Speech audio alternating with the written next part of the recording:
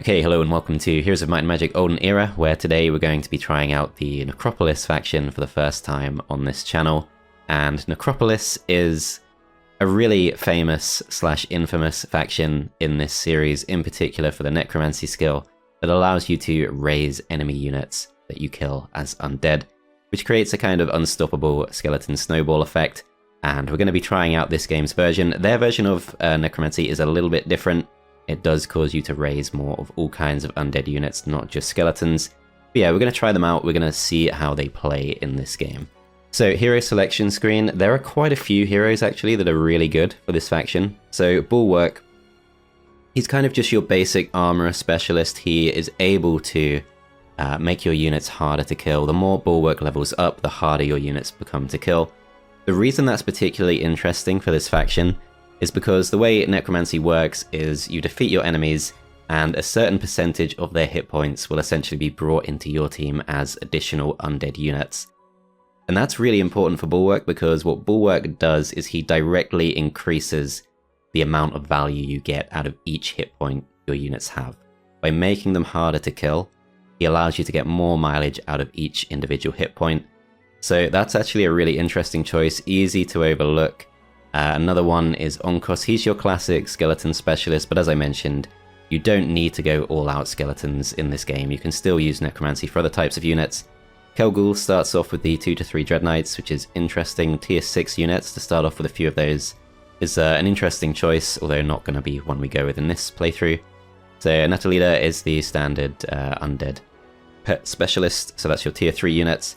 Artorius has the Masterful Berserk spell, which I haven't yet tried myself, but I believe this is, in this current version of the game, which is not the final release version, this is considered a little bit overpowered right now, so I'm not going to be trying this in this playthrough. I do want to try a strategy that I'm pretty confident will stay in the game long term. Marl is also definitely one of my favourite heroes for this faction. Starts off with a Masterful Web spell, which slows down every creature on the enemy side of the field. So it pairs really well with skeleton archers. He can cast Masterful Web. You can make it really difficult for them to reach your forces. And in the meantime, you can pick them off with your skeleton archers. So really good hero, definitely strongly considered using him. Tarius is your classic Necromancy specialist. So his Necromancy skill is even better than the rest of your faction. He is just able to generate a huge number of undead for each enemy he kills. So that's pretty good. Zam is probably not ideal for one hero mode, which is what we're playing today, because he is an economic specialist. Pretty sure he's called Zom in Heroes 2, I'm not sure what happened with that. Shade Spinner Una is a Nightshade specialist. Similarly, Mag is an Arcane specialist. We're not going to be going for stuff like that. Etheric also pretty interesting. He's the Lich specialist, or it's the Lich specialist. Not sure if this is a male or female skeleton, if that even matters. But yeah, Etheric starts off with 3 to 4 Liches, which are tier 5 units, so that's pretty powerful. Guildmaster Clastor is the Grave Robber specialist. Melossa also an economic specialist, so probably not, unless you're trying to get a real head start on your economy, probably not the best choice for a one hero playthrough. Lord Rufus, also really good, has the Masterful Rewind Life spell, which allows you to resurrect your units, but also if you have excess resurrection capacity, it creates temporary units as well, which is pretty good. Laura has the Masterful Despair spell, which is just a more powerful version of that spell. Now, Funerella also is very similar to Tarius, is a Necromancy specialist, but she is the magic counterpart. So Tarius is the Might hero, Funerella is the magic version of that. And I think a very simple way to look at these two heroes and to choose between them is Tarius as the Might specialist. Probably the ideal choice if you're going with skeleton archers, because he's able to he has that additional attack to deal as much damage as possible before the enemy can reach you. Whereas Funerella, I think, works really well with skeleton warriors. So this is one of the two alternative upgrades for skeletons. You either go with basic skeleton warriors, which are strong melee fighters, or you go with skeleton archers. I think Funerella is the ideal choice if you go with skeleton warriors for whatever reason, because she starts off with the Shackles spell, which means the first time you send your skeleton warriors into battle, you can cast Shackles and you can save them from being counterattacked against, which saves them from a lot of attrition. So I've gone through a lot of interesting heroes here, but I'm going to actually pick something a little bit different from what I've been describing. I'm going to go with Adahn. And I think Adahn is really interesting because she has a really unique ability to really get the best out of the tier 2 units of this faction, which is the Wight. And the Wights have some very unique attributes that allow them to go through battle without taking losses. So I think there's really a lot you can do with this hero. I think it's one of those heroes that's easy to overlook, but actually has a lot of potential. In particular, the additional +1 speed that she gives to Wights really allows them to perform incredibly well in battle, and to double down on what makes them such good units. So we're going to be using Adahn. We've not yet done an unfair level difficulty playthrough, so we're going to be doing that. And we're going to be playing on the Harmony template, single hero mode. Have to capture the enemy's capital in order to win. This is going to be part 1 of a multi-part series, so do check the playlist link in the description for all further parts in the same place. And let's see how it goes. Okay, so here is our starting location. We have the town of Grimhold. We can also see immediately we have a sawmill to our southeast, so that's going to be worth claiming. If we look in our town, we have not started off with the Quiet Pavilion, which allows us to recruit Wights. That does cost us all 5 of our starting Mercury, but I think with this hero we do just want to have a big stack of Wights as soon as possible. So we're already up to 51 of those as of day 1. Only build 1 building per turn, so only other thing we can really do is recruit 30 skeletons as well. And we're going to spread these skeletons out just to use them as 1 stacks if needed, which are always useful to have. We'll go to the southeast. We'll grab ourselves the sawmill and a bit of extra wood, and we can see there's actually a free bit of gold storage to the south here too, so that's a bit of gold each week. We do start off with a learning skill, which is why we get slightly more than 50% experience for the experience choice versus gold. I think I'm going to go gold for now though. Then we go to the gold storage, 3,500 gold immediately, that's really nice. We can also take a common resource of our choice. So I'm going to take ore because we've already got a source of wood, and I've not yet found a reliable source of ore. There's also even more wood to the south. So I'm going to actually go south, mainly not for that, but for the Mercury, because Mercury is super important for this faction. And that's pretty much all we can do this turn, so we'll end the turn there. So just 1 opponent to worry about on this map. We should not be attacked for a long time. So this first fight is considered impossible. We don't yet really have many forces. I think we'll just check we'll have to take a fight for this, which we do. Yeah, I'm just going to move to the east.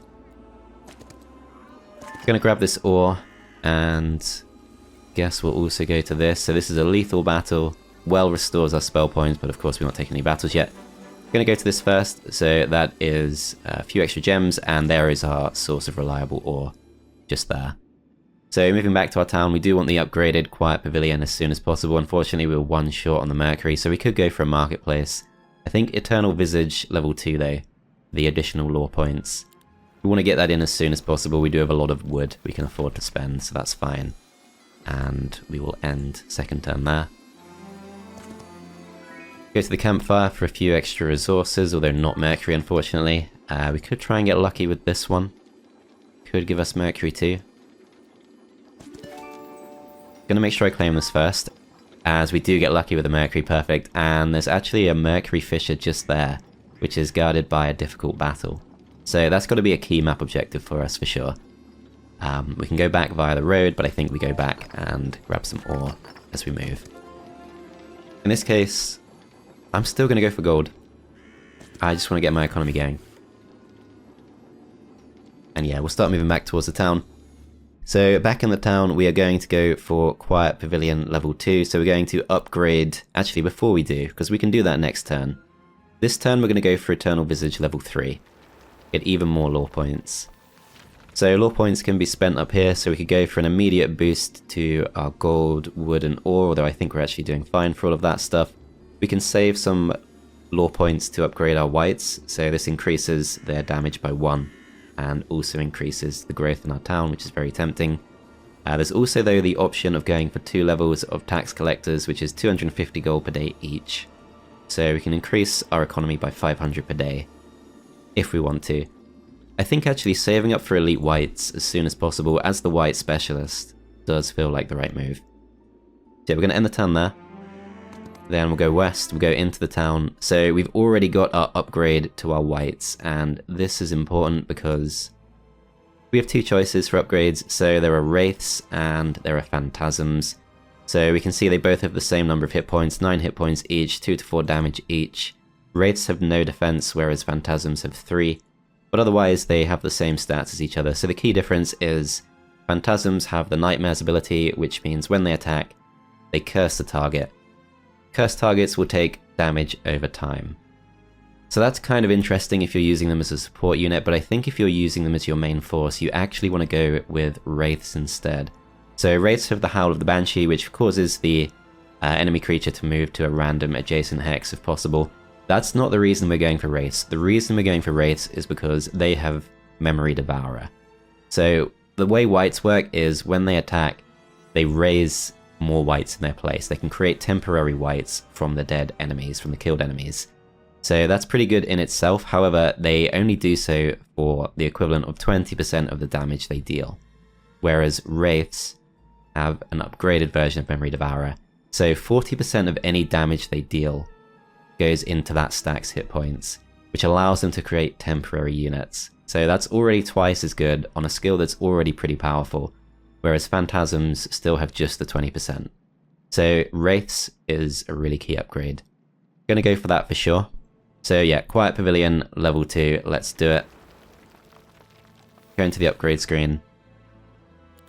Upgrade to Wraiths, and now we have 51 of those. Immediately a very powerful stack. And there's nothing else we can do in the town. So there is a black tower to the west, which we will probably take some losses if we take that on. But it might be worth a go, let's go check it out. If it's one dragon, it's probably fine. Impossible battle. I think we could do it, but let's trust the game that the losses won't be worth it. And let's just go west. So this time round I will go for a bit more experience, which doesn't actually level us up, and as we look around here, so there is a fight with some undead to the west. Tabar Signet Ring for +1 luck, that is a normal level battle. Arcane Shrine there for the ability to learn an arcane spell, that's an impossible battle. And there's an easy battle for the last coin up there, which is +1 luck. So I think we can afford to take this on. They are ranged units, so we're likely to take a few losses, but let's give it a go. They're trying to flee, so because they're ranged units, I think we still go for them. Let's see, 13 losses expected. Okay, that's not good. See if I can do anything about it, but I kind of doubt it. So battle begins. We have started off with the silence spell, which means they can't use abilities or focus points, but I don't think that helps us too much. Just gonna have to wait for now. I'm gonna send my skeletons forward as bait, but I suspect they're not gonna fall for it. They'll go for our strongest stack. We'll see what they do. As yet, they do choose to attack our strongest stack. Not too surprising, unfortunately. So we've taken a few losses there immediately. These things, I think they also, yeah, they have the parry ability, so they actually counterattack before we attack. Okay, this was probably not the right choice. I probably should have just let them run, as my initial instinct was. So we're going to take a few more losses. Then we will attack. We will raise some of our Wights back, so we're back up to 45. So the key thing to note here is that any losses we take are permanent losses.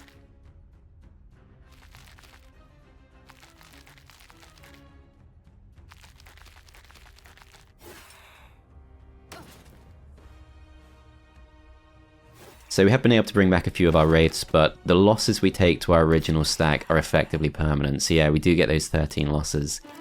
Does seem to be unavoidable. Okay, so we have a choice of more skills, so we can go for Advanced Insight. I think I previously called that Learning, but it's called Insight in this game. That's for plus 30% hit points. There's Battle Magic, which allows friendly creatures' attack and defense to be increased by 10% of our hero's spell power and knowledge, and we are a Necromancer, so we are a magic-based hero, so that is not necessarily a bad choice. The advanced class it leads us towards is Chronomancer, which allows us to use Necromancy on all creatures and not just the undead. The alternative is Soul Weaver. After an enemy stack is killed in battle, temporary stack of friendly wights appears in their place. Now wights are our specialty, so I think that is the one we should move towards if possible. We can also go for Advanced Necromancy to increase the number of undead we generate at the end of battle. I think both of these are good choices for building momentum. We're going to go for Advanced Insight for now. Then we have a choice, we either get Enlightenment for plus 10% more XP, We get additional lore points from our hero. Now in this version of the game, I think there's no real good way to find out how many lore points our hero generates. So I'm not going to mess around with that. It's also doubled if we know leadership. Leadership is... it's morale, so undead units don't really benefit from that, so I think that doesn't really make sense to go for. Then there's sagacity, don't know how to pronounce that. Shows the intention of all neutral squads within 18 squares of the hero, which I don't think I care too much about that. 10% more XP just feels like the right choice. We're going to go for that. Move towards the coin. We've already built this turn, we end the turn there. We'll take the +1 luck, and I don't want to spend too much time off-road because if we follow the path it should lead us towards another town, so going west is potentially not the right play. But still, we'll take the artifact, of course. Okay, so next thing we can do, we could go for a bank if we want to. I think while our hero is here, we should choose between either Mage Guild to get a few spells, or Kennel to get a few undead pets. Or we could even go for upgraded skeletons. Problem is we don't have too many of those. I think for now we just want extra meat for our forces, so let's go for the Kennel. Pick up 13 of these, and add them to our forces. Okay, with that being done, let's go to the east, and what I perhaps should have done sooner, if I did have the necessary lore points, the Elite Wights upgrade is now available to us, so our minimum damage on our units will increase by 1. So, in their current form, they will do 2 to 4 damage each, so this should raise them to 3 to 5. It's a pretty big increase. So yeah, we'll go for that. We will go for the additional gold per day. We'll move to the east, and can we take this fight? It's a normal battle, and it's with more of those range units. I'm hoping I can trick them into focusing on my undead pets, but I kind of doubt it. Other things we can claim, so there's some gold to the north, but yeah, I think we just want to move towards this Mercury as soon as possible, get a good source of that. So end the turn there. Go back to our town. This time round we will just go for the bank for the additional economy. And let's go east. So yeah, this battle we will take some losses. I'm going to actually bring these skeletons back together, because I think having a few stacks of undead pets lets us close in sooner. So they do want to fight us, we're expected to take very heavy losses. Unfortunately they really do like to focus down our wights, or our wraiths even. We'll see if we can prevent that.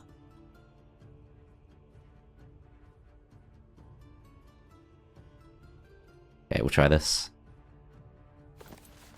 So yeah, spell options still really just silence. Perhaps I should have gone for the Mage Guild. I'm going to wait with this stack. I'm going to send this stack forwards because I don't really mind if we take a few losses on this. Same with these. They have quite a lot of speed, so able to close in pretty quickly. I'm hoping we can bait them into attacking the stack we're less worried about. As no, they do choose to focus down the wraiths. Okay, so it's going to take a little while for us to really establish this strategy if they're going to keep doing that. Alright, so we rush forwards, and both of these have parry, so in order to attack we need to take some damage first. These ones are at least upgraded. Let's just check. So this stack can close down the stack of 22. This stack can close down the stack of 23. Stack of 9 can also reach the stack of 23. So yeah, I think we just go for this. We're going to take more losses, yep. Able to resurrect 3 units, but those losses will be permanent.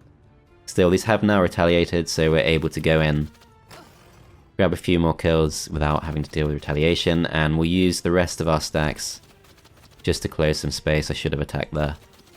We'll move the skeletons in. We'll go for Heroic Strike on these before they can do more damage to us. So Heroic Strike, if you're not familiar with the game, that is the ability we generate over time. We can go for that ability using focus points, which we generate as we attack and deal damage, or take damage. So yeah, quite a few losses taken here. I'm just going to wait with this stack. Do we go in for the attack here? I think we wait. These take the retaliation. These go for a block.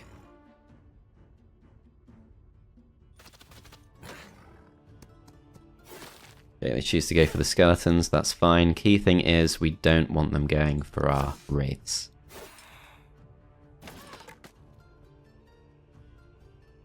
Okay, it's still the previous round, so we can still go for this attack. without worrying about retaliation. Go for Heroic Strike, and our wraiths come in. Unfortunately, we have lost over half of them, but we've gained some pretty useful things. As in, we've lost over half of them from turn 1, slightly less than half in that battle. Okay, so we've claimed the Mercury Fissure, so we're getting a reliable source of Mercury. Super important that we do that. We've got a town gate there, which returns us to our town if we want to. Okay, I'm just going to follow this along because I believe this will lead to another town. Either that or the northern road just there will. Still not super familiar with the different map templates. I don't think we need to go for wood. I will go for this, so that gets us even more Mercury. That's really nice. There we go, there is a second town right there, and it's unguarded, so we'll claim that. Okay, so we've got 2 lore points to spend. I think... So we can go for Animate Dead 2, which increases our Necromancy. There's also Animate Dead 1, which is the same thing, so that increases our Necromancy percentage. So that's the percentage of enemy hit points that we're able to raise in our force. So currently we've not really noticed too much effect from that because we're pretty low level, but we do have 4% Necromancy power, so an additional 1% to that would be really good. Probably more important than economy right now, so I'm gonna actually not spend more points. Okay, next turn begins. I don't know how many towns we have in our zone. In the previous map I played on a different template, it was 4 towns in our starting zone, which I found a little bit OTT, to be honest. Hopefully it is just 2. Not that I don't want more towns, but obviously my opponent will also have towns, and it can get a bit overwhelming. So if we go for walls, that leads us towards treasury. We need walls in order to build treasury. We do have a pretty good supply of those resources. 3,000 gold per day is really good. So yeah, I think... Well, it's day 7 though, so if we actually go for something like Bones Exchange, we're going to get a bit more production on our grave robbers than we otherwise would have. So yeah, I think it does make sense to go for that. It makes sense to go for dwellings in both of our towns. So in this town, of course, we go Quiet Pavilion, because we want to generate as many whites as possible. And then going into next week, let's see how many movement points we have. We have enough movement points that I think we should keep moving. So I'm going to go for this. So this scroll is from a bird's eye.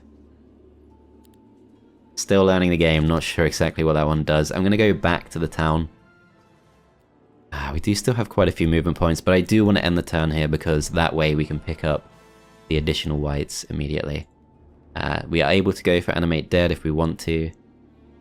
We can also go for Elite Whites level 2, so that increases the growth by 8 instead of 4. Which on day 7 of the first week is the perfect time to go for that, so let's do that. End the turn there. Just gonna have to accept that we have some movement points unspent, because by doing that we're able to pick up our whites immediately. We're gonna go for Quiet Pavilion level 2. Similar thing here. We want to pick up wraiths. We want as many as possible, so we're up to 62 wraiths. We've also got 60 skeletons available to us, so we'll take those.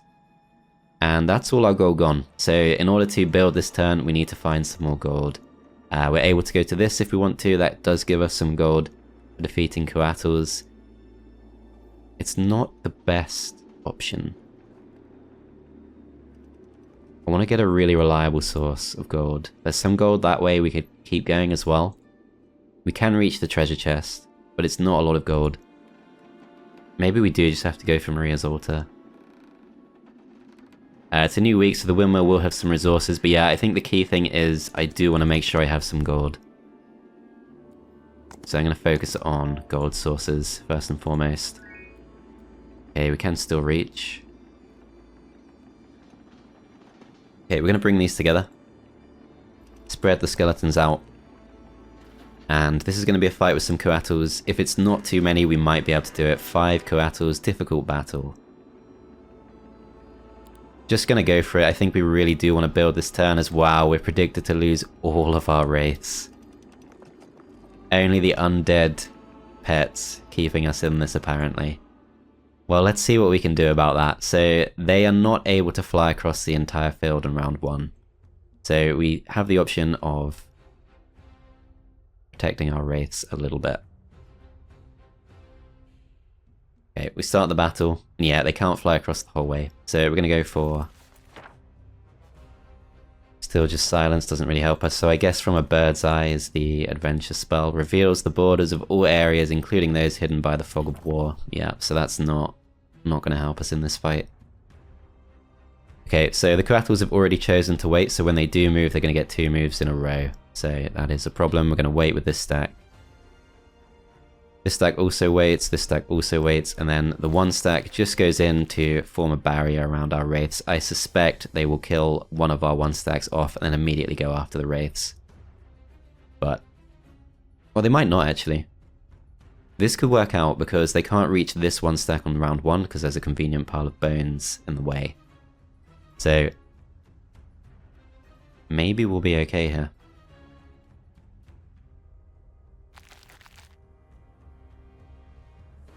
Not much we can do to protect our undead pets or our skeletons. Just gonna have to take a hit. So this stack is unfortunately forced to waste its first turn by skipping. These come in, they go for their first move. They choose to go for the big stack of skeletons, not too surprised by that, but I think the auto-resolve probably made the mistake of not absorbing retaliation. So let's go ahead and do that with a one stack. Okay, so we've taken the retaliation. This stack, I think, just wants to move out of the way. This stack can wait, that's fine. This stack also will just move out of the way.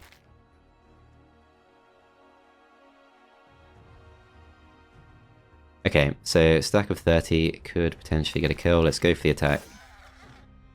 Nope, no kill. Okay. Undead pets going next.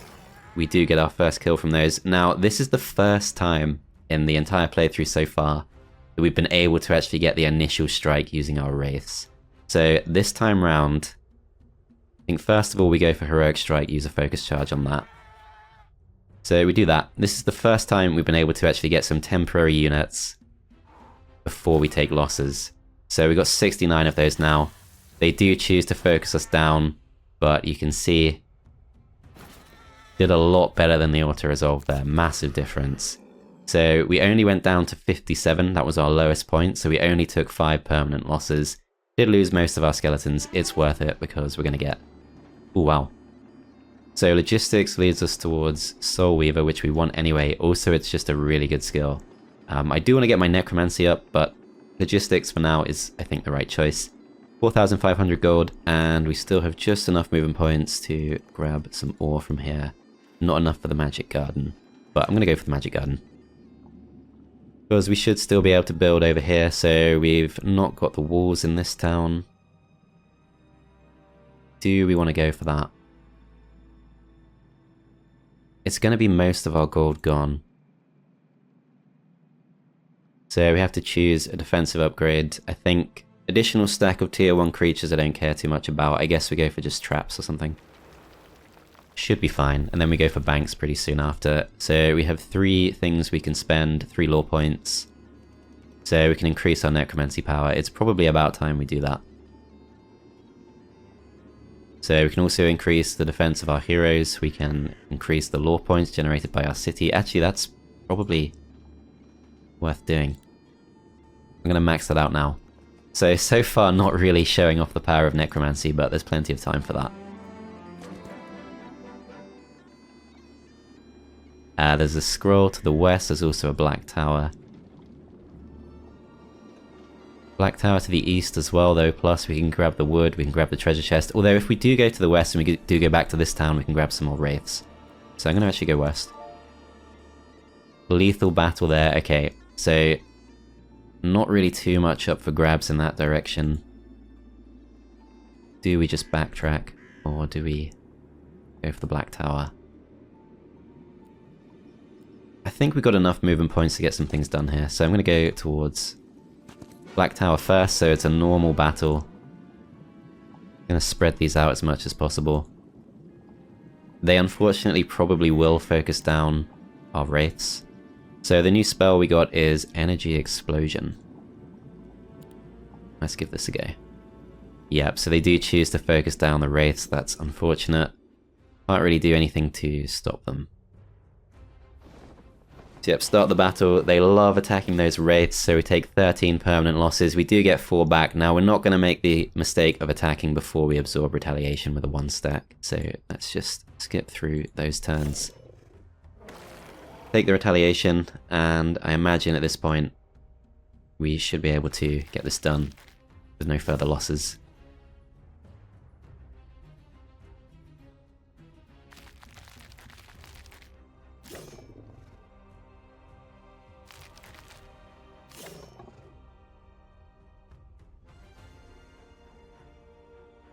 Go for the heroic strike, then these go for the attack, and yeah, we are able to kill them off. That's good, because they could have breath attacked through 2 of our biggest stacks, but all is fine. So 11 losses. Kind of sucks, but we're going to get... Okay, basic summon avatar, that also leads us towards Soul Weaver. So grants a unique battle spell. It summons an avatar that scales with the hero's spell power and knowledge, and we are of course a magic hero. Advanced logistics, also kind of tempting. So if we go for summon avatar, we can increase the avatar's attack by 25% of our spell power, doubled if we know leadership. Again, I don't think we're going to be getting leadership. So there's also avatar's defense increases, doubled if the hero knows defense. Speed increases, doubled if the hero knows insight, which we do. So that seems like a clear choice. And then we can also have our creatures deal more damage to summoned enemy creatures, and our friendly creature abilities summon 50% more creatures. I'll pretend I knew about that. I did not know about that, but that, if I'm understanding that correctly, that would apply to our wraiths. So yeah, we're going to go for that for sure. We don't get any gold from that, unfortunately. We do get the Clenching Ring though, which allows one-time effects cast by our hero to last 1 additional round. Okay, over here we've got the Whispering Stones, so each hero's maximum mana increases by 50% to the end of the week. Unfortunately, we don't have great spells yet. So we do have the Summon Avatar spell, so our avatar currently has 110 hit points, deals 17 damage. Okay. Doesn't seem that good yet, but perhaps we should go for this. So they want to flee. These I think are melee attackers, so we should be able to take them on. So a few losses expected. We're going to try doing this ourselves. So they have less initiative than us, and they have pretty similar amount of movement. We check this. So they got 5 speed, we have got also 5 speed. So this is why it's really key to use this hero, why it makes a big difference, is because we now have, because of our +1 initiative, our +1 speed, we're able to choose exactly when to engage. We will start by waiting. They come in a little bit closer, which is fine. I'm gonna skip through some turns. Okay, now that stat comes in, so we're able to go in, kill these off immediately. We generate 5 additional bonus units, and we can use those to deal even more damage to the next stack. So no losses. Pretty easy battle, but still, we'll take the additional spell points. There's Crypts and Graves there for additional skeleton growth. I think we might as well do that on our way through. +3 morale won't help us too much. Do we just come back to the town? So if we do go back to the town, what are the immediate things we can do in this area? So we can gain some arcane spells. There's also the additional luck from that artifact over there if we want to. I don't think that's too important. We could go back to the gold storage, that feels like it could be worth doing. And after we've done that, we can maybe go towards Travelling Circus. Get some additional wood, that's a useful early game resource. So yeah, let's go towards that. I left the gold pile there, I didn't spot that. Okay. So Timeless Mansion allows us to recruit liches, so this is also really good. I would say, well, there is one slight problem here, which is if we go for this, we're not going to have enough to build in our second town. But yeah, if we go for liches, liches allow us to resurrect. I think the upgraded version of liches allows us to resurrect our own units, which could be really useful for actually getting back those wraiths that we lose. So yep, I'll go for that, and what I'll try to do is I'll try going for the one-time bonus to our gold. just so we don't have to lose a build turn in our second town. So yep, over in this town, let's go for, I guess, Eternal Visage 2. It does stop us being able to recruit this turn, but that's fine, we're not going to regardless. Okay, end the turn there. Return to the town, and we are able to pick up 26 more of these, so we're up to 72. And we do have the option of picking up 5 liches if we want to. To upgrade the Timeless Mansion to the second level, we need to have 50 alchemical dust, so we're nowhere near that. 10 mercury, a lot of other stuff. So these basic versions of liches, they do have Rewind Death, even at basic level, so they can revive fallen units. So yeah, I think we want those as soon as possible. And we've got 500 left we can spend. Do we just go for another economic boost if we can, which I don't think we can. Okay, maybe we shouldn't spend anything else, it depends. So this is a normal battle. I fear they will focus down our liches. Maybe we go south first. Yeah, we'll go south first. I do want the Mage Guild, but we can't afford it this turn. So yeah, we'll go to this. 3,500 gold once again. This is now considered a normal battle. Let's go for it. So a level up is expected. We're also expected to take, once again, they focus down the wraiths. We'll see what we can do.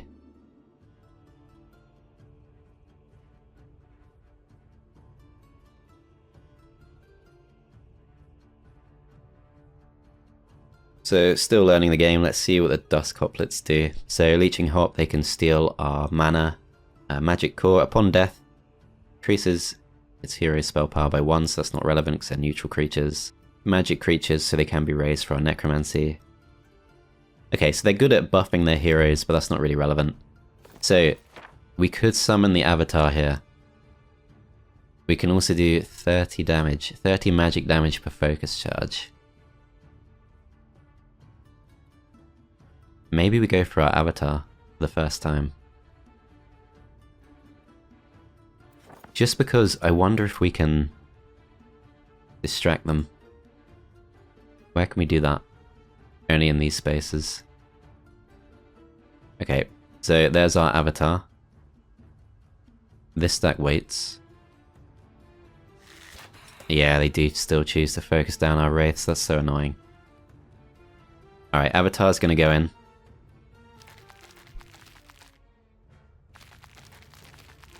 So one thing we can do is we can wait to use our focus charges. So we have the Rewind Death ability, so 100 hit points will come back to a friendly creature.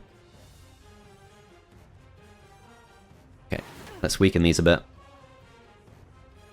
Rush forward with the undead pets. The stack of wights or wraiths even can't quite reach the enemy stack just there. Yeah, we'll go forwards. Then we have the highest initiative, so we get to move first. Not going to go for these because they can parry. Just going to go for these and hopefully get a nice buffer of temporary units in doing so. And I think we actually want to stay as far away from these as possible, make sure they don't do too much damage. So we're up to 65 units, we lose all of our units. And they do still focus us down. They really seem to know how to block our strategy. Okay, I will send this in. Well, actually, I wanted to wait, but these do move next, which is a problem. I don't want to use Heroic Strike because I want to save my focus charges. Just going to go in, going to take some losses here. Okay, we'll attack with the Avatar, so we have to deal with the parry, but that's okay. Skeletons will go for this. Now we are up to 2 focus charges. Use the 1 stack to get even more of that stuff. Okay, now liches will go for Rewind Death on this stack. And we do bring back quite a few. What I don't know is, I assume those are permanent ones that have come back. It's not entirely clear. I think we do go for Heroic Strike on these. And do we move away from them?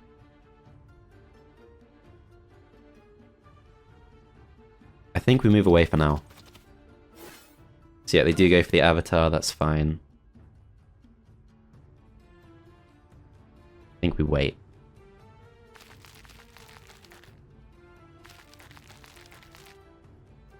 skip a couple of turns, these go for the attack. So do we go in here? We'll take no permanent losses if we do this, it's fine. Okay, so how many were we able to get back permanently? So we still lose 60 and that kind of sucks, but we do level up. So we've got a choice. We can go for advanced logistics. Basic thaumaturgy, not sure if I'm saying that right, allows us to use the spellbook more than one time per round. I don't think we're that good at spellcasting. I think we just go for advanced logistics. We have a choice. Secret passages reduces our terrain penalty. Careful planning allows us to save unused movement points, and strong mounts allows us to cast global map spells for less mana, which is doubled if we know scouting. I'm just going to go for strong mounts purely because I went for that in my dungeon playthrough and it seemed to work pretty well. Now by going to this we get another level up to our skill, so 40% additional XP, and we have the choice. Scholar of Magic allows us to teach our other heroes our spells, so it's basically like the Scholar skill from Heroes 3. Obviously not relevant in one hero mode, so Endless Charisma for additional attack, defense, spell power and knowledge. So that's not such a bad outcome. And then I think we go back towards this town. Then going back into the town itself, I think it's time to go for the Mage Guild, but before we do, let's check that we're at least able to keep our economy going in this town. So I think going for the bank, 2,500. It's more important we do that sooner. Then returning to this town, I think perhaps we just go for Marketplace, although if we do upgrade Crypts and Graves, we can get some Skeleton Archers, which will then probably become the AI's obvious choice of target, which allows us to keep our wraiths alive a bit longer. So we've not really yet been able to get our strategy properly moving, but should be able to pretty soon. So movement point situation, we still have plenty of movement points, so yeah, we do definitely want to move out this turn. I think Tomb of Warriors allows us to recruit Dread Knights. It also costs us pretty much all of our gold. I think we just go for the Mage Guild instead. We're going to upgrade our skeletons to Skeleton Archers.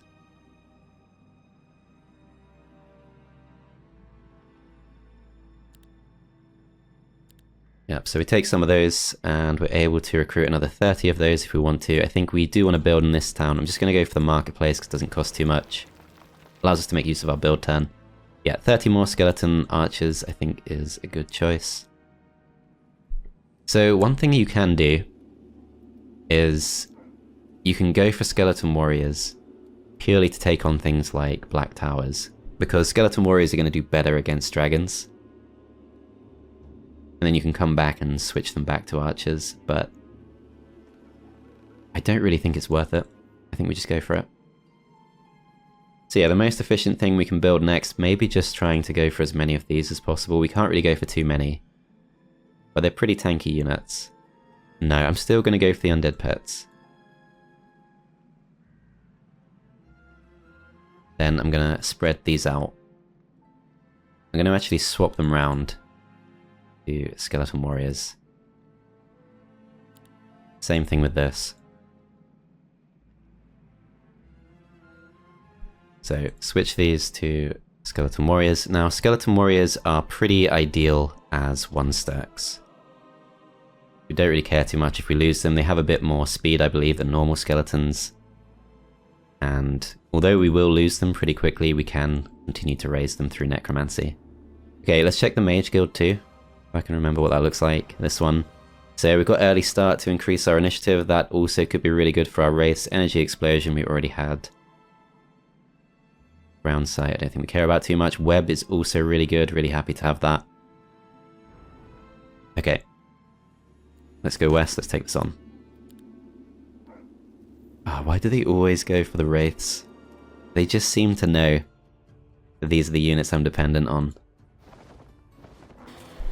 Yeah, so 15 permanent losses. Okay, let's wait. You absorb retaliation. I guess maybe I could have tried to deter them by moving the Skeleton Archers further away. Not sure how much difference that would have made, but maybe something to try next time.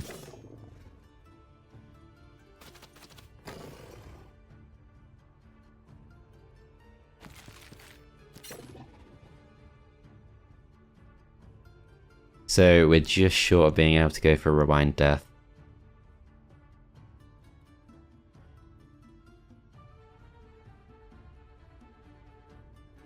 Yeah, forced to go for an attack here. Fine.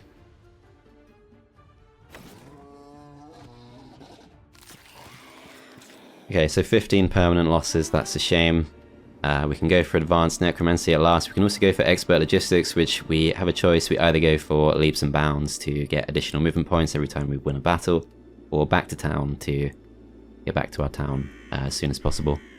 So I think Expert Logistics, we will start going for Advanced Necromancy soon, but I think Expert Logistics, Back to Town spell, get that as soon as possible. We've got the Straw Hat and a bit of gold, so the Straw Hat is +1 knowledge, I guess that's okay. Alright, with that being done, we can get an Arcane spell from the Arcane Shrine. We can go to this for additional common resources, Goblin Cash for a small amount of resources too. This stuff all feels pretty low stakes. This is kind of tempting. But the rest of this stuff feels a bit disappointing. If we go north instead, get a random reward from the Trophy Hunter's Den. This is the Quiet Pavilion for additional Wraith production, which of course is pretty key to everything we're doing. So that's got to be the next objective. I actually will let these flee because we can't resurrect undead through necromancy. So don't really care too much about them. End the turn there. Move across to this. Actually, we'll bring those back together. We will claim this. We will recruit 16 extra wights, and we will also increase the growth of wights in our town.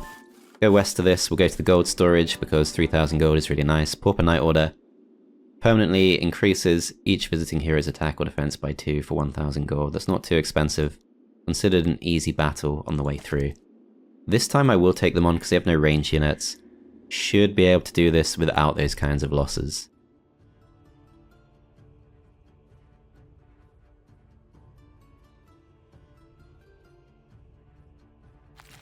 Yeah, we just wait, we let them come closer.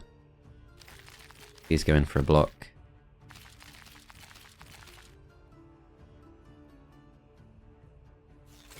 Go for our first attack, we get quite a few kills.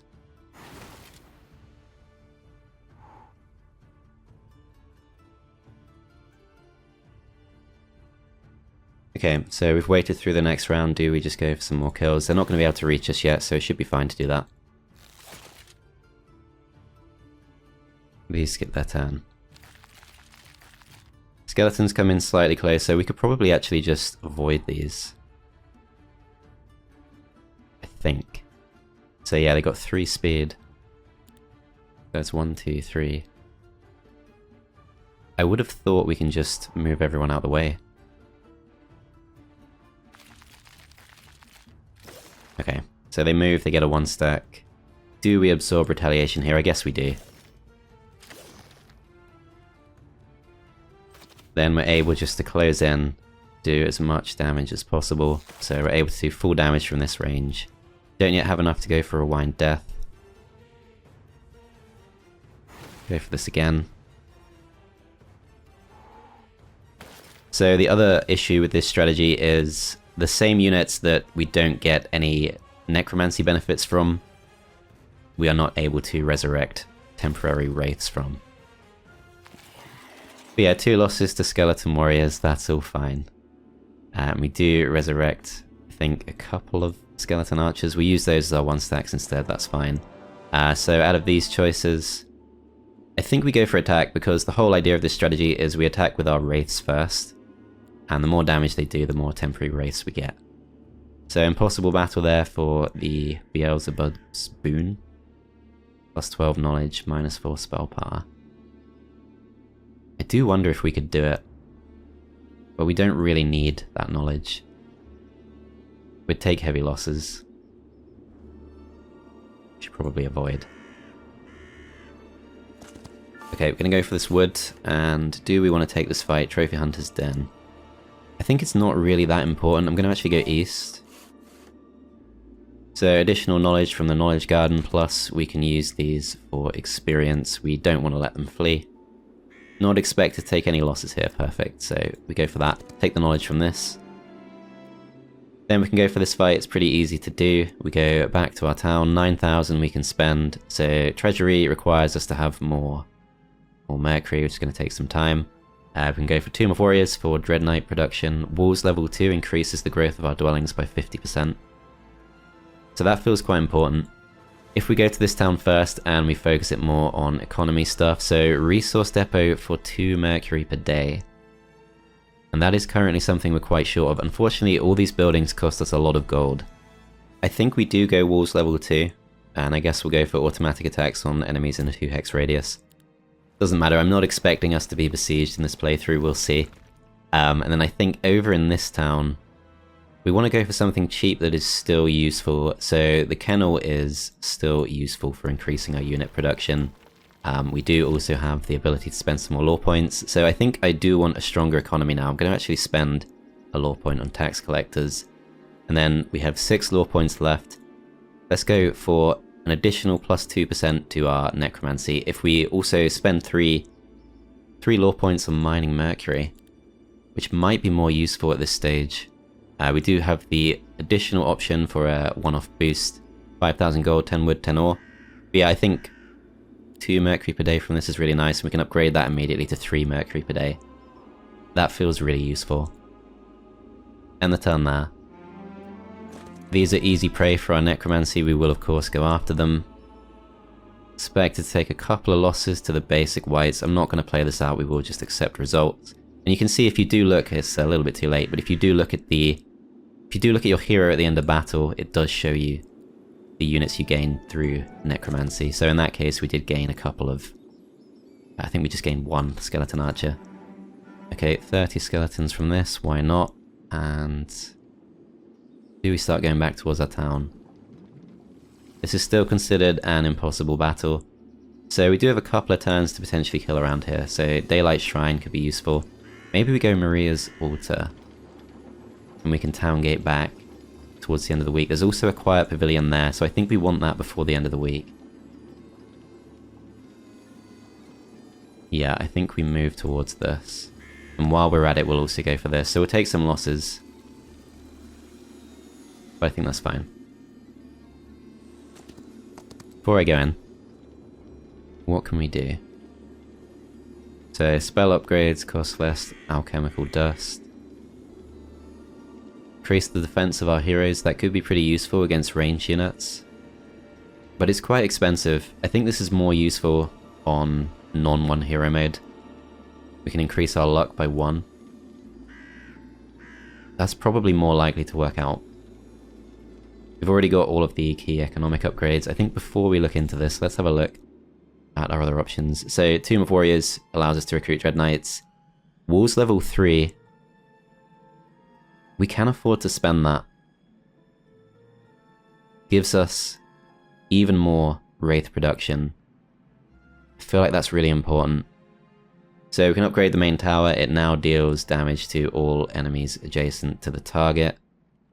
We can have it shoot twice per round, or does 300% damage. This feels like hedging our bets, shoot twice per round. No, actually, 300% damage. Just in case they have a power stack we need to weaken. But yeah, hopefully we won't be attacked.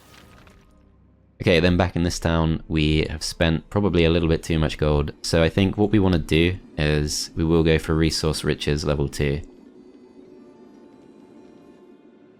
Then we go back into this town, we can now go for walls. If we want to, we can go for Eternal Visage level 3.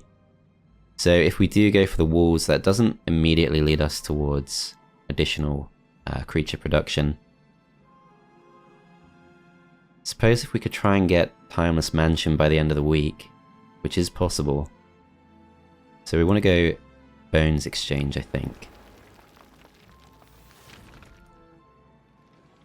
Yeah, because we want a strong stack of Wraiths and a strong stack of Liches, and those pair together really well. Okay, with that being done, this is Bones Exchange for more Grave Robbers. Yeah, we'll go for this. Before we do, let's spread these out into an additional stack. So, once again, pretty heavy losses expected to the Wraiths. We'll see what we can do about that.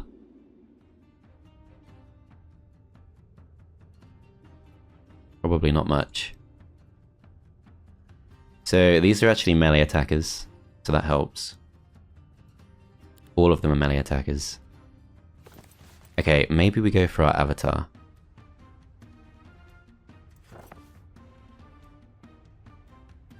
Let that take some damage. Then we're going to wait. So they will choose to wait as well. So they all have pretty good movement. This one is the biggest threat though, so let's weaken them a bit. So our initiative is also better than theirs, which helps us a fair bit. Weaken these some more.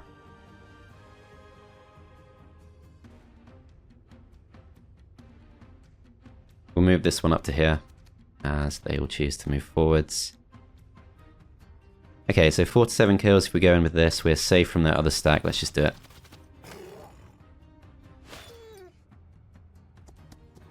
Stack of 43 moves across. So this will be hopefully a good opportunity to build up some numbers of these before anything else goes wrong. So 9 to 13 kills against these.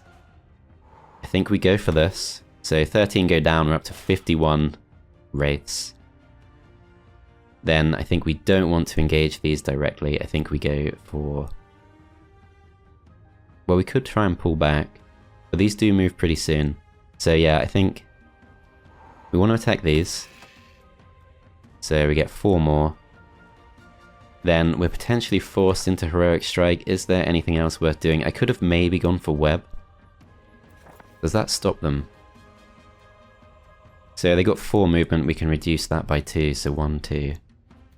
They're still going to be able to reach our avatar, but that's probably fine. I think we do want to web these. And then go to safety. So they choose to wait. That's fine, I think we just pull back.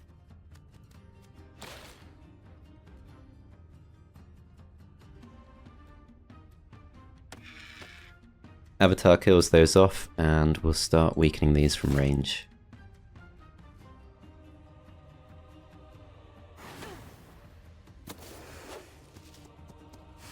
Okay, they get their move. Wow, we take quite a few losses there. And I think we don't attack here. It's bad because we'll lose some skeletons, but I'm not really too worried about losing skeletons. I'm going to move back. Yep, so 10 skeletons go down. However, these will absorb retaliation. Okay, able to attack again with high morale. Let's just go for it. These wait. We go for Rewind Death on this stack. Only 2 come back.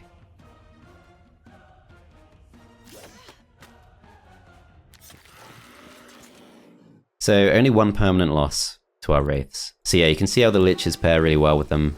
Basic luck is interesting. I note that it doesn't take us towards Soul Weaver, so I'm going to avoid it for now. I do think it's a pretty good skill for Necropolis.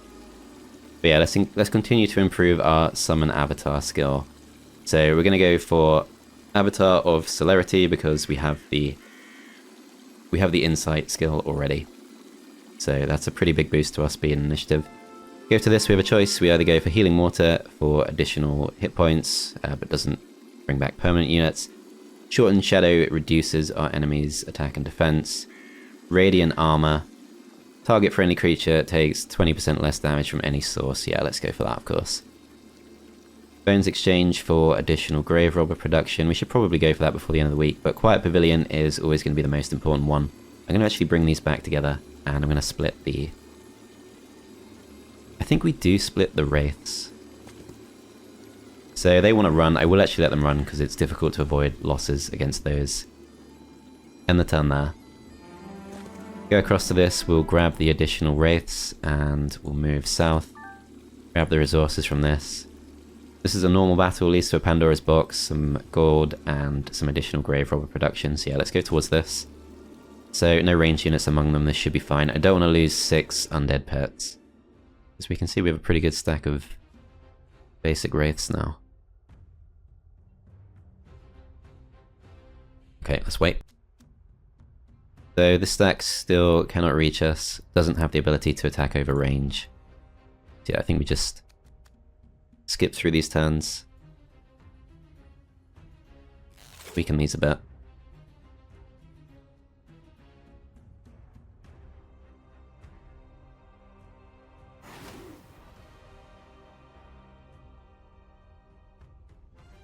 Okay, so if we did send these in, this is a difficult situation because the thing is, if we attack them, they retaliate and we take more losses than we are able to resurrect as temporary units. Then it's a situation we shouldn't go for. And we do have quite a few spell points. We could go for our avatar. It does tend to work pretty well. Thing is, I'm not sure this is that tough of a fight that we need to. I'm going to skip the turn. Then next round begins. We're going to wait. They need to come closer to us.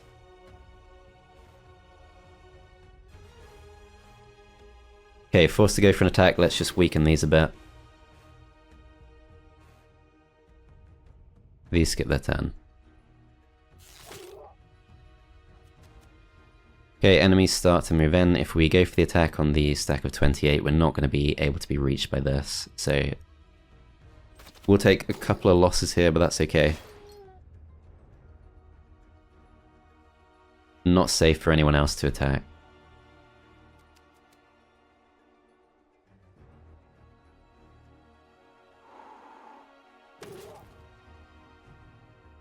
Okay, now our stack of 40, these have already retaliated, so we go for this.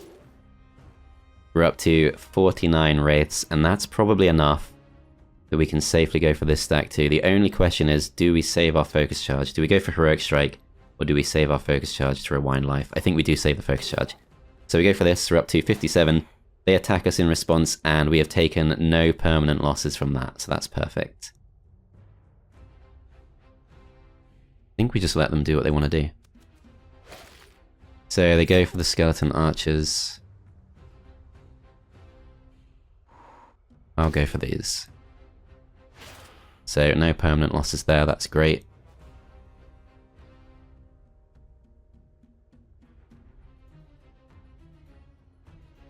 Kill these off. These do nothing. These also, I think, skip their turn. Now, these are going to go for a Wind Death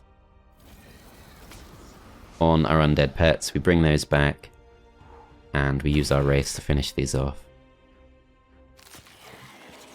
So, we do take 10 losses to the skeleton archers, but nothing else too bad. 1,400 experience, and for that we gain an additional... 1 additional wraith and 1 additional wight. So that's really nice. 5,000 gold is obviously very welcome. Do have to fight some guards to get access to this, but let's do it. Hopefully don't need to... Wow, a lot of losses expected. This does feel avoidable though. So their speed is not good. So we can just wait. They actually get forced to come forwards. And yeah, they're pretty tanky units, but if they can't reach us, it doesn't matter. Yep, so they're skulking ever closer, but we're able to do a lot of damage to them from range. I wonder if I should split the skeleton archers up for fights like this, just to get some more focus charges from damaging them from range. Yep, they're still shuffling in. I accidentally skipped the turn with the skeleton archers. Do we just go in at this point? I think it's going to be time soon, but not just yet. So we're going to skip the turn, then we're going to wait. Wait with all of our stacks. Grave robbers come in, we're able to go for a full powered attack on this stack, so let's go for it. These defend. Soften these up a bit. I think these will skip their turn. 4 to 5 kills from the basic wraiths, I don't think we go for that. I think we do go for it with the stronger stack of 41. So we go up to... Wow, they do a lot of damage, really a lot of damage. I can understand how we were expected to take some losses now. Didn't expect them to do quite that much. So we can go for advanced summon avatar. It's coming in a little bit late. We could also try slowing them with web. So these are the 3 movement. No, that's 2 movement. 2 movement, so 1, 2, they can reach. But we have higher initiative, so we should actually be able to avoid them.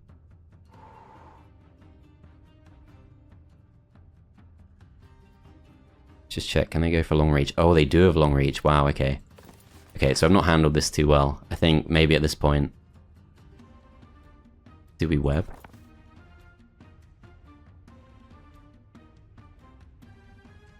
It's pretty difficult to move this stack of 24 skeletons away. Yeah, I think we web. Web these. Then we move away. So yeah, it's difficult to avoid the stack of 10, so let's weaken them as much as we can.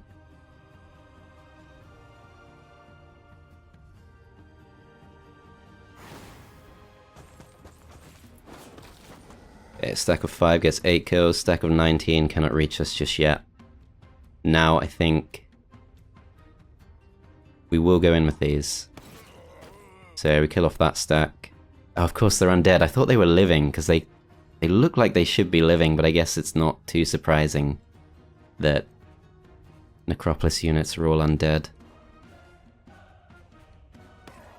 And maybe I shouldn't use my focus charge on that as well. Okay, not my favourite battle so far. I'm going to actually summon the avatar here just to help me out. Then I'm going to absorb retaliation with this. Use the avatar to deal some actual damage. These will come in too. And we're going to weaken them as much as we can before they move.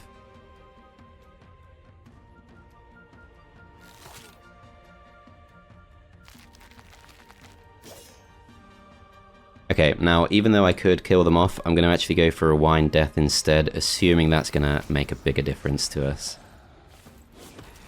That's okay, yep, looks like that was the right choice. Okay, you go in for this. As well, that avatar is definitely able to take some damage. So I don't think we can realistically get to another Rewind life, therefore let's just finish these off. So 4 permanent losses to the only stack we really care about. We can recruit 10 of these. We do gain 1 back as well, one of our wraiths. So dig up bones for temporary skeletons. That's pretty useful. I think we will pick these up. How many movement points do we have? Enough to keep going. We'll take the experience in this case, which doesn't level us up, and we can go towards this. There's also an additional black tower just there. Some gems and some ore to the east. Let's go back to our town. So it's day 7, so what we really want is additional unit production. So I think Tomb of Warriors in this town. Before we decide on that, I did have a plan in this town too. So Timeless Mansion requires 4,750. Let's go for it. As much lich production as possible is important, then we can still afford Tomb of Warriors in this town. So a lot of additional creature production on day 7. We move to the east, we grab this ore, grab these gems, and let's just remind ourselves what this does. So yeah, it's a random artifact, but it curses the plunderer. Okay, I'm gonna let them run. Powerful curse will fall upon us. I'll just accept it. Flag of truce. Okay, I don't think that was worth it, so our luck is now -1. But we've got the flag of truce. So we can keep our army whenever we flee from battle. I don't really want to be fleeing from any battles. I do have the return to town spell. We'll go for this. We will go for the gold, I guess, because we're about to potentially do a lot of recruitment. Move up to these. These are definitely worth destroying for the experience, for the necromancy, and for everything else. Yeah, no losses expected. We accept the results, and we can see we do raise a couple of skeletons, which is a start. I think we do need to improve our necromancy a bit though, so I'm going to go for Animate Dead 3, I think, although... Animate Dead... Animate Dead 2 and Animate Dead 3 are both available. We can also increase our Lich production. They restore additional hit points too, so that feels more important. We can also increase Dread Knight production, but that's not really what we're trying to do.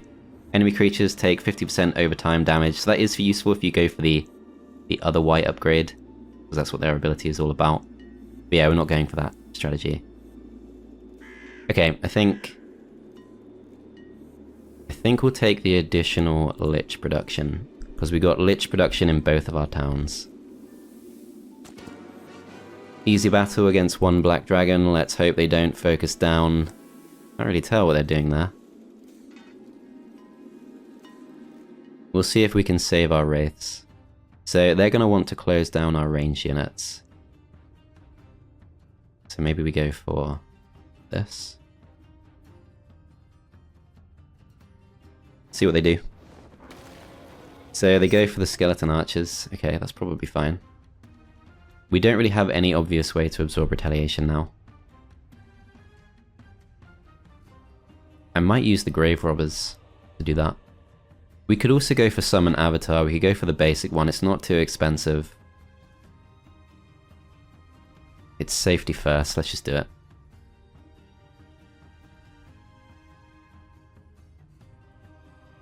Okay, you absorb that retaliation, as they do actually survive the hit and response, and we'll start to weaken these a bit.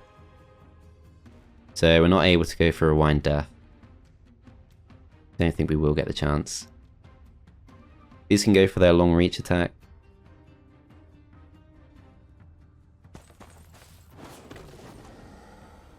Does a small amount of damage. Forced to go for a move with this. So yeah, just gonna have to weaken them. Try and kill them off this round. Which will be fine.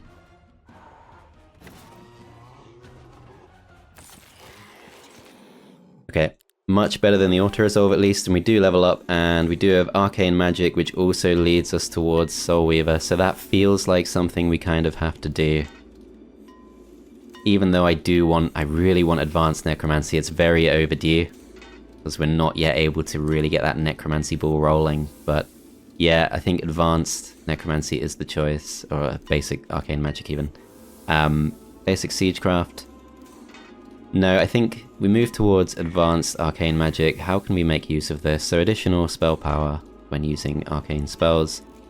30% additional healing and revival from friendly units ability, and it doubles if we know Summon Avatar. So we can see how this is really coming together.